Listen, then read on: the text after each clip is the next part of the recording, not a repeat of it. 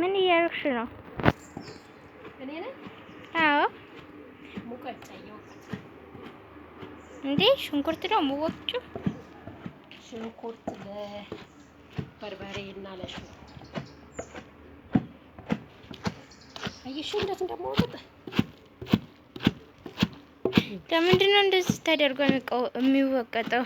ለምን በመፍጫ አፈጩትም? በመፍጫ አይደለም የሚፈጨው። ይሄ ይወቀጥና እንደዚህ ከተደረገ በኋላ ምን ይደረጋል መሰለሽ? ለፀሐይ ይሰጣል። ፀሐይ ለምን ብሎ ይመታዋል? እንዲደርቅ እርጥቡ እንዲደርቅ። ከዛስ? ይሄ እንደዚህ ካደረኩት በኋላ ይሻል። እንደዚህ ካደረኩት በኋላ ይሻል። ይሄ እንደዚህ ከሆነ በኋላ ከዛ እንዲህ ብሎ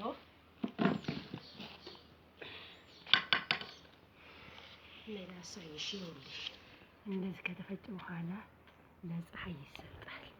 ይሄ አሁን እርጥብ ነው። ሲደርቅ ብታዩ ለበርበሬ ለሽሮ አብሮ ተቀምሞ ይፈጫል። በርበሬ ይዘጋጃል የሚሉሽ በዚህ ነው። እሺ በሽንኩርት። ታዲያ በደንብ መድቀቅ የለበትም እንዴ? የለበትም። ሲደርቅ ራሱ እንትን ይላል። ከዚህ በላይማ አሻይልሽ ታይሻለሽ እንደማደርገው። ታዲያ ከነ ልጫው ነው እንደሚል ልጫ የለውም። ይሄ ልጫው ተነስቷል፣ ታጥበዋል። ይሄ እንደዚህ ስተሽ ሙቀጫ አሁን እስኪ እንዴት ባዶ እንዳልኩት ይሄው እንደዚህ ይደረጋል። ከዛ ደግሞ ይሄን አነሳለሁ። ይሄው እንደ እየተደረገ ነው። ይሄ የእናትሽ ነው፣ ስራ ለማይችሽ። ይሄው ታይሻል። ሙያ ብሎ ዝም ነው።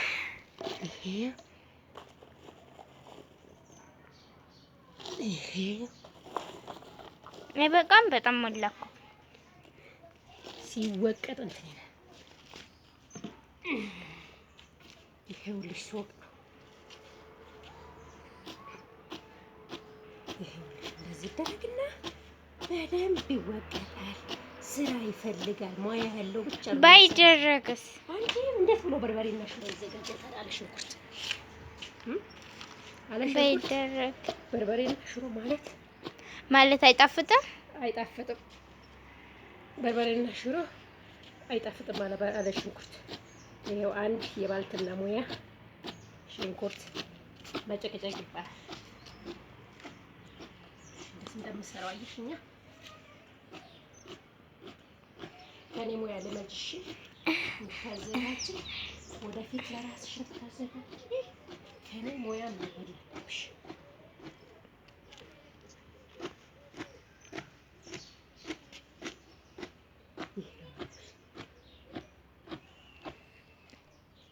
አያቆይሽም? ግን ያቆያል። ሲሰራ የማያቆይ ነገር የለም እኮ። ስራ ይፈልጋል፣ ድካም ይፈልጋል።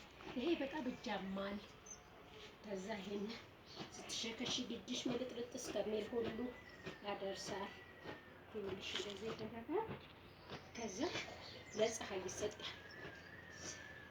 ለፀሐይ ሲሰጥ እርጥቡን ማድረግ አይቻልም? አይቻልም። ደርቆ ነው። ደርቆ በደንብ ደርቆ ነጭ ሽንኩርትም ይደረግበታል። እንደዚህ እሱ እንደዚህ ይወቀጣል። እሺ ብዙ ተደርጎ ነጭ ሽንኩርቱ እንደዚህ ይወቀጣል። ይሄ ቀይ ሽንኩርት ነው። ነጭ ሽንኩርት አለ፣ ዝንጅብል አለ፣ እርጥብ ነገር ማለት ነው።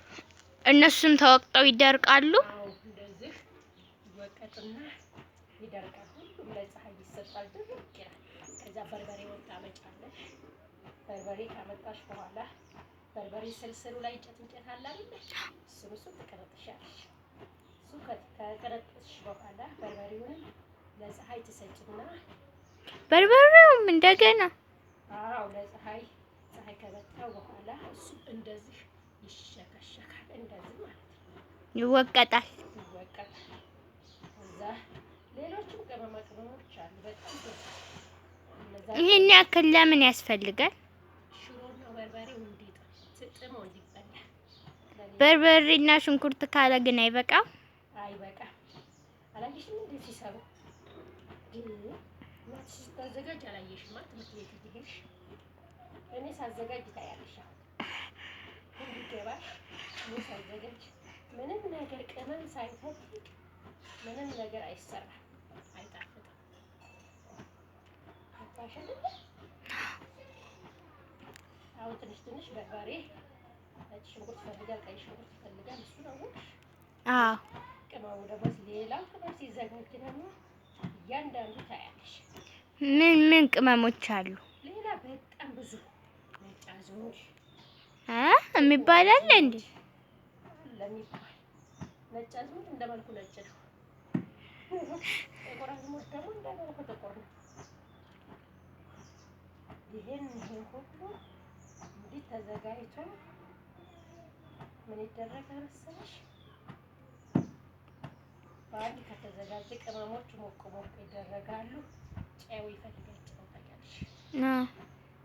እሱ ይፈልጋል። ጨው እንዴት ከተደረገ እንዴት?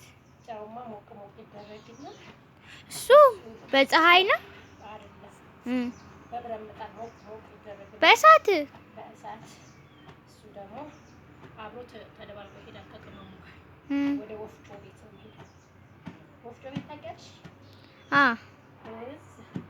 ይሄድና ተፈጭቶ ይመጣል። ከዛ በርበሬ ይሆናል።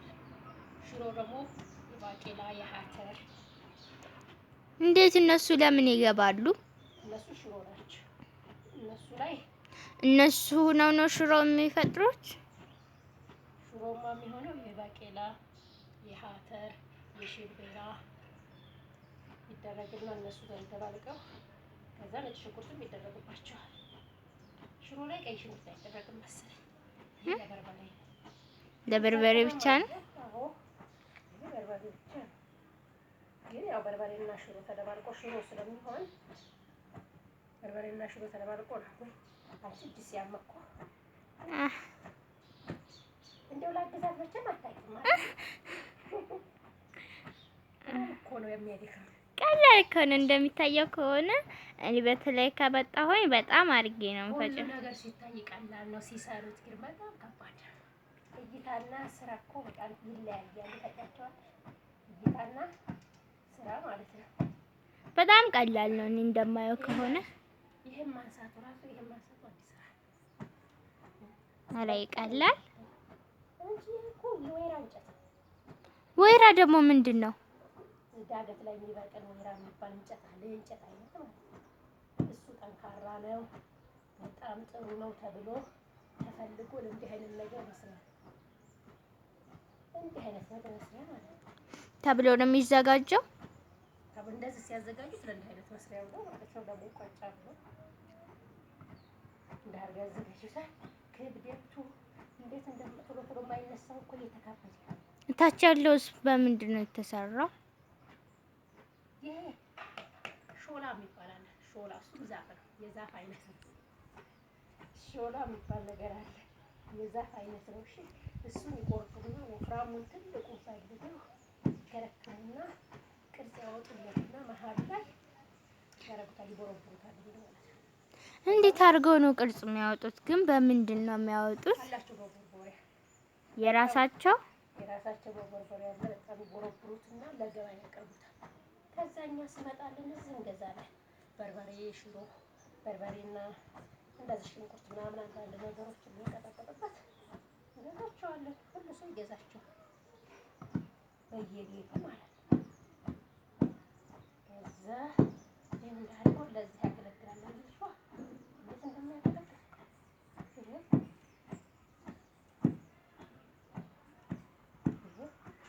አቤት ሲደክም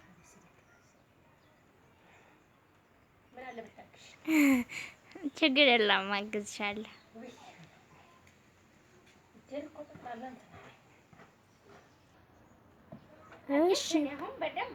እሺ በይ ቶሎ ቶሎ በይ። እንዴት በዲግ አድርጊ በዲግ እንዲህ ሁሉም ሰው እጅ ላይ ያምራል ብዬሽ የለ በዲግ አድርጊው እስኪ።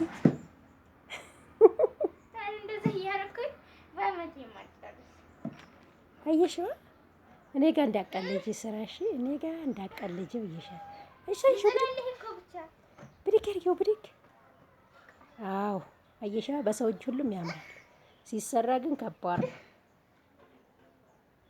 እስኪ ብድግ አድርጊ ብድግ። ኧረ ብድግ አድርጊው። አየሻ እንዴት እንደሆነ። በይ በቃሽ በቃሽ በቃሽ። አየሁት አየሁት አየሁት። በጣም ከባድ ነው። እንዴት አድርጋችሁ ነው እናንተ እንደዚህ የምትሰሩት? በሰው ሲያዩት ያምራል፣ እጅሽ ሲይዙት ግን ብድግ እኮ አላደርገውም። በጣም ከባድ ነው። ትቺን ብዬሻለሁ። እኔ ግን አይሽ እንዳደረገው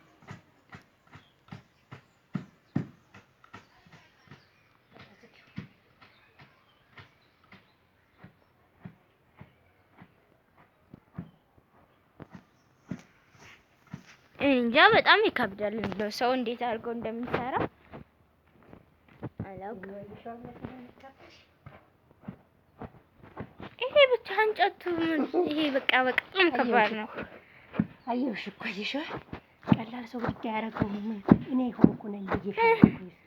ምስኪን